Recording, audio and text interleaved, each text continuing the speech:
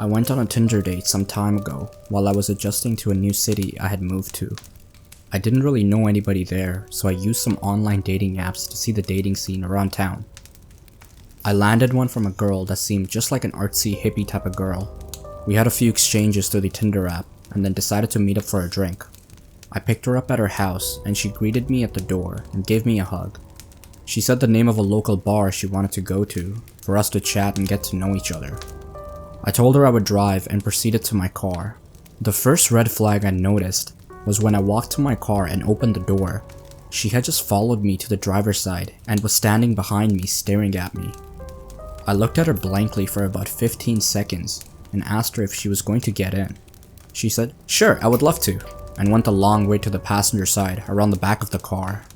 Since I just met the girl, I figured she had just maybe smoked some weed or something, as I had kinda got the vibe that she was a bit of a stoner. As I was driving to the bar, she talked in a very low voice, almost as if she was trying to whisper. I'm not hard of hearing or anything, but I had to ask her to repeat herself several times, just so I could make out the full sentences she was saying. When we got to the bar, I made sure we got a seat closer to the back, away from most people, just so I could have a little quiet in order to hear her. The conversations honestly carried on as normal from this point, and it was actually a fun time for the time being. We talked about different things we were interested in, and she did bring up that she used weed and a few other tripping substances like shrooms and such. I'm not much of a fan of these, but it at least made me relax in the back of my mind to think that maybe she was just high off of marijuana, and it explains some of the out there behavior. Granted, I had a few drinks at this point, so I was honestly not thinking straight. I asked her if she wanted to go to my place after drinks, and she agreed. When we got to my place, we had a few more drinks, and then she started talking about her jewelry. This is where it gets weird. She told me her jewelry was her big secret and it defined her. When I asked her why it was so important, she said, "I'm actually ANASTASIA ROMANOV, and I was never killed in Russia. My jewelry is my link to my past." For those who don't know, ANASTASIA ROMANOV was part of the Russian royal family, who was supposedly killed back in 1918 during the Russian Revolution. It was hard for me to take that seriously at this point with how much I drank, so I kind of challenged that statement using the little bit I knew about history. At this point she freaked out and started yelling at the top of her lungs about how I don't respect her ancestors and history. Then she got quiet and tiptoed right up to me and grabbed me by the neck. She then brought my face eye to eye with hers while still holding my neck. She says at this point, "I'm a shaman and I will curse you. My ancestors have destroyed many people and you do not respect that. You are from oppressive ancestors and they will be punished." Then she put her hand in a whiskey glass and made a cross on my face and kissed my forehead. At this point I started to sober up a little. I talked her into calming down, telling her I was only joking. Then she slowly started getting back to normal. Then she started talking about her cat fetish. She tells me she has a list of people who she tames to act as cats. Now I'm not about judging people on their fetishes, so I listen in. She tells me all the things she does to them, and then she starts acting like a cat in my living room. If she had not yelled at me earlier, I might have almost been turned on by it. My red flags in my head were tingling like crazy at this point, so I just listened and tried not to set her off. She noticed sage on my kitchen counter and asked me to let her light it and bless the house. Side note, I use sage to make my house smell better occasionally. It's kind of a ritual I like to do, but it's mine and mine own. Something I take very personally and I like to do myself. I tell her no, she can't light it and that it's my thing to do on my own. Then she freaks out again, telling me I'm a horrible human being and screaming all over the place. I tell her I can take her home now, and she runs to the door and goes outside. As I get outside, she is screaming at the top of her lungs that I'm a horrible person and I should just go die. I tell her she can walk herself home then, and I go back to my place and lock the door. She then starts banging on the door hard, saying she left her phone in there. I grab her phone off the kitchen counter and open the door to hand it to her. She tries to barge inside and I block her with my forearm. She then acts like she is about to punch me and I just hold my ground and tell her she is not coming in. She screams she wants the whiskey bottle we were drinking from, and I tell her hell no, because I paid for the damn thing. I slam the door at that point and lock it. I hear her banging on the door for another minute or two, and then I hear her footsteps going down the stairs. I waited about an hour and then went walking outside to see if she was still hanging around. I didn't see her, nor did I ever see her again after that.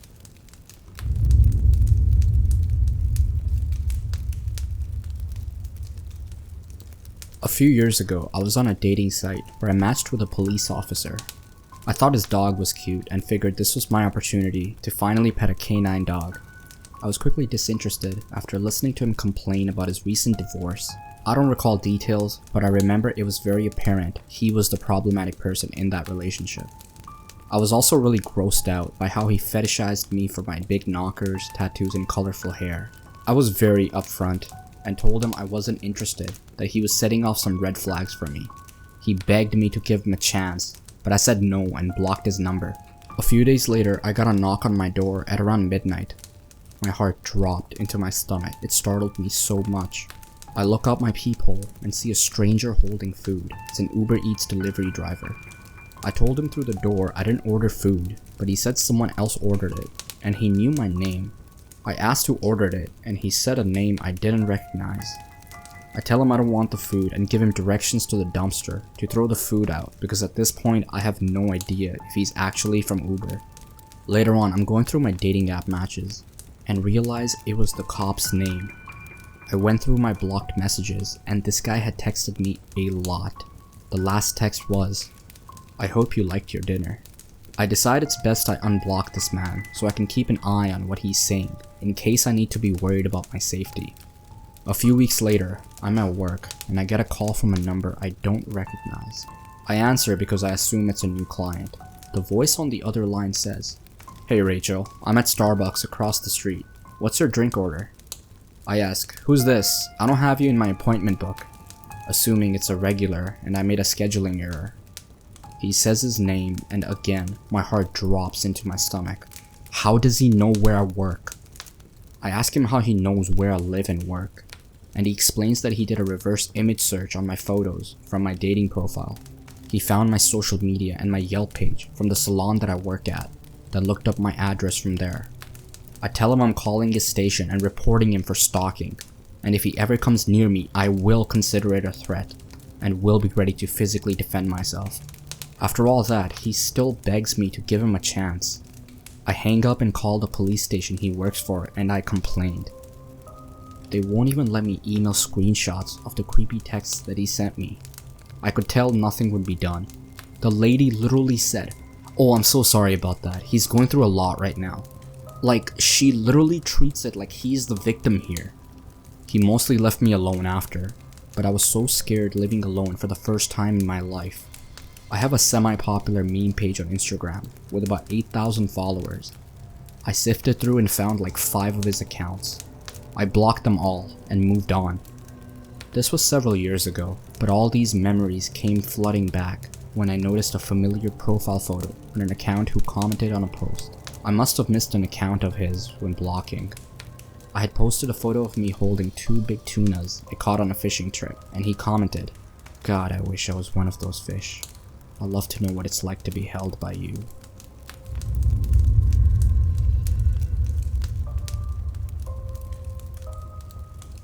I had blocked this story from my memory until my girlfriend reminded me of it a couple days ago.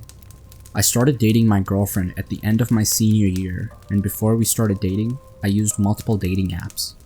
In many of my dating app profiles, I had my Snapchat listed so that people could add me. Nothing led to anything with the dating apps. I talked to people for a bit, and eventually the conversation would die out. When I began dating my girlfriend, I had deleted the apps, but never deleted my account, meaning people could still see my profile and my Snapchat in it. I realized this after a few people would add me, but it didn't go anywhere because I told them I had a girlfriend. As you would imagine, their conversation would end there. But there was this one guy that added me, let's call him Adam, and he asked me if I was available. Being straight, I was used to guys adding me, so I gave him the usual response, "Sorry, I'm straight and I have a girlfriend." I expected him to leave me alone, but he didn't. At first the messages were normal. "How was your day? What did you do today?" Simple stuff like that. And being the nice guy I am, I responded because I thought this guy just wanted to be friends, and having a gay friend is okay with me. Then the messages progressively got more creepy. He started asking questions about my girlfriend, and not the basic questions. Questions like, does she like you in bed? That creeped me out a little. I simply responded with, those are kind of personal questions, and I don't feel like it's right for me to share my dating business. Adam would always apologize and not talk to me for a few days. Then he would hit me up again and start asking creepy questions again. I eventually told my girlfriend about the situation, and for those who don't know, my girlfriend is super sweet, but she's also aggressively protective over me. So she adds this guy and basically tells him that he needs to leave me alone. Unfortunately, this enraged Adam, who responded by saying that, you need to dump this bitch now because she's a cunt. Naturally, I defend my girlfriend and I block Adam.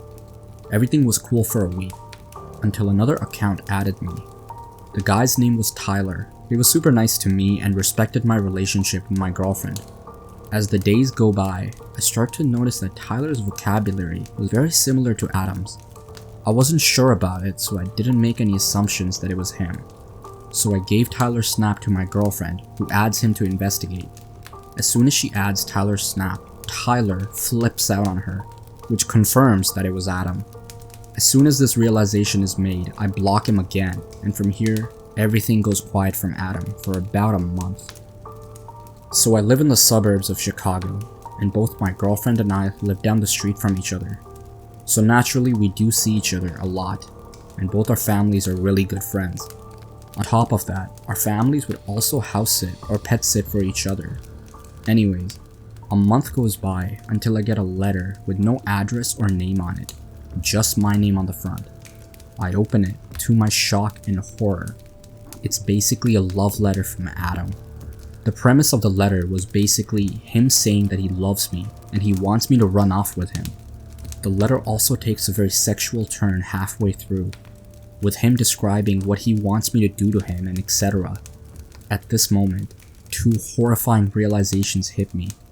One is that he knows my address, and two, he dropped that letter off himself, meaning that he's in my town. I immediately call my girlfriend, who is equally as shocked as I am, and after consulting with my parents, we called the cops. Since I had blocked and removed Adam's social media information, and that the letter had no return address, there was nothing we could do about it. Day after day, letters would keep appearing in my mailbox, until they also started appearing in my girlfriend's mailbox as well. Her letters were far worse than mine. Adam wrote of how much he hated her and how much he wanted to hurt her. He also stated many times of the ways he would inflict pain onto her until she broke up with me. Like me, she took this to the cops, and again, they could do nothing about it. My girlfriend's family had plans to go to Hawaii for vacation, and I was to house sit for them. The first couple days went fine, until the last nights of the week. As per usual, I was over at their house, watching TV on the couch, when the power went out. Mind you, it was around 1 AM, and it was pitch black when those lights went out. The next few seconds were silent, when I heard a window smash from the office. To understand this more, let me give you the layout of the house. When you entered the front door, to your left was the living room, straight ahead was both the kitchen and the stairs, and to the right was the office and dining room. On the upstairs level, as soon as you reached the top of the stairs, a bathroom was straight ahead, and my girlfriend's room was on the right, and the other bedrooms were on the left. Anyways, I immediately shot up, grabbed a kitchen knife, and ran upstairs to hide while calling the cops. I quickly got to my girlfriend's room and slipped into the closet. As soon as I was able to contact the operator, I heard the pounding of the intruder running up the steps. Thankfully, I had relayed all the information to the operator in time, who then stayed on the phone as we both remained quiet. The intruder took a left when he reached the top of the stairs, which gave more time for the cops to arrive, and for me to get ready just in case I needed to defend myself.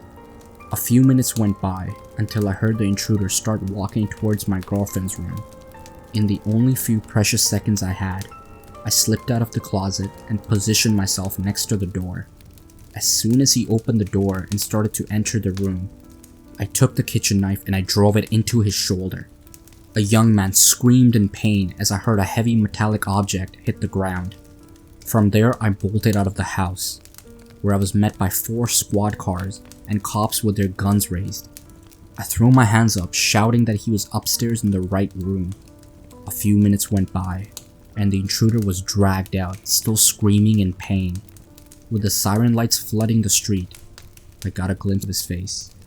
It was Adam, and I was informed later by an officer that the metallic thud that I heard was him dropping his handgun. Adam was from Texas and had traveled up to my state to be with me. He had rented a room at a local motel and would put letters in both my girlfriend's and my mailbox daily. He would do this in the early hours of the morning, which was confirmed by the security footage of the motel he was staying at. That night, Adam had plans to kill my girlfriend and her family. He managed to pry open the power box and switch off the power to her house, along with the neighboring houses, and broke in with the intent of her being there. Well, unfortunately for him, she was enjoying a tropical vacation. But to be honest, I have no idea how this outcome would be different had they not gone on vacation. And I'm grateful I still have my girlfriend, as well as her family, alive. So Adam, please stay the fuck away from me and my girlfriend.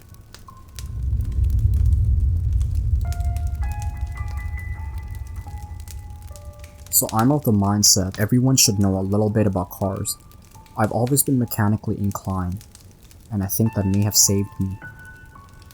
I was using dating apps a few years ago, and I met this guy. He seemed super nice. We talked for a few weeks before I was willing to meet with him.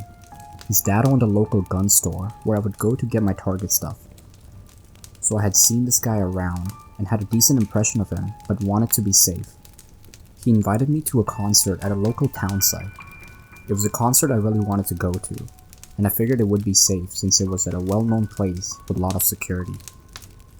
I let him pick me up because he had talked about mechanics and cars and how he wanted to show me his Mustang. He bragged about how well he kept it running and how he babied it. I was into time trial racing at the time, so I was interested to see what he had done. He picks me up and we start heading to the event. Right before the exit, he says his car is acting funny. I was watching the dash, and if you've been in racing, you know our cars and trucks usually have extra accessories. Whether it's aftermarket racks, gauges, or switches, there's usually something aftermarket inside the car. There was nothing extra. The car felt like it was shifting correctly. There was no shudder or noise, nothing to indicate any problem. I was like, that's weird, and all I said was we should try and limp it to the concert venue. It's less than a mile away anyways, and it's better than being stuck on the I-15. He agrees and drives us very carefully the last mile. We got to the concert, and things were okayish. He kept watching me and buying me drinks. I refused to drink, so every time he gave me one, I would make up an excuse and go to the bathroom and flush it. He kept making comments about how well I was handling my alcohol. I was just super uncomfortable. The concert ends, and it's time to leave. Now for context, this concert happened at the local reservation town site, and at the time the res did not have great cell service, so I couldn't get a hold of anyone to come get me. I decide to bite the bullet, and I talk him into taking the old highway instead of the 15. It sounds silly, but when you take the old highway, even though it's slower, people are more willing to stop and help you than they are on the freeway. I figured if he was having car troubles, it would be safer, and we wouldn't have people flying by us at 80 miles per hour. We make it halfway between the town site and our town, and he says the car is acting funny again and pulls over. Now, I'm stone cold sober and didn't notice anything wrong, so when I got out of the car to check it out with him, he starts making comments about how I'm drunk and I should wait in the car, and that it's safer because you can't trust drunk Indians, especially with a little girl like you. This dude had no idea that I'm actually native, and I just had an albinism. The hair on the back of my neck starts standing up, so I checked my phone, and I just barely had service and start texting my dad. As I'm walking away from the engine compartment, I noticed he was watching me, so I started acting like I was trying to get self-service to get help. Out of the corner of my eye, I watched this man take the spark plug wires off the distributor cap and switch the order. Your spark plug wires connect to the distributor cap based on the order your cylinders fire in. So doing that will either make the car run terribly or not even turn on. I managed to send my dad a picture of what he's doing, and my dad tells me to start walking. As I go to walk away, this guy gets back in the car and opens his glove box, which exposes a pistol he had. He tells me not to worry and that we will be safe. I think I broke a world record for how fast I was texting my dad. He says to start walking and tell the guy that he's on his way and that our friends live up the road. So I do. I start walking with a purpose and take off as quickly as I can. The guy is yelling after me, and I yell back. The wind is too loud and I can't hear you. I'll be back with our friends. I'm scared out of my mind. We are 10 miles out of town with no one around. The closest road actually leads to a cemetery, so there's really no one here to help me. I get a really bad feeling the further I get from the car, so I turn around and look. The hood is closed, his lights are on, so I decide to hide in the farm irrigation next to the road. I keep walking towards the town and text my dad what's happening. I hear a car slowly coming up behind me and see a flashlight.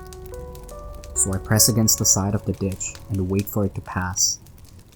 Once I can't hear it anymore, I crawl out and just kinda keep walking along the weeds.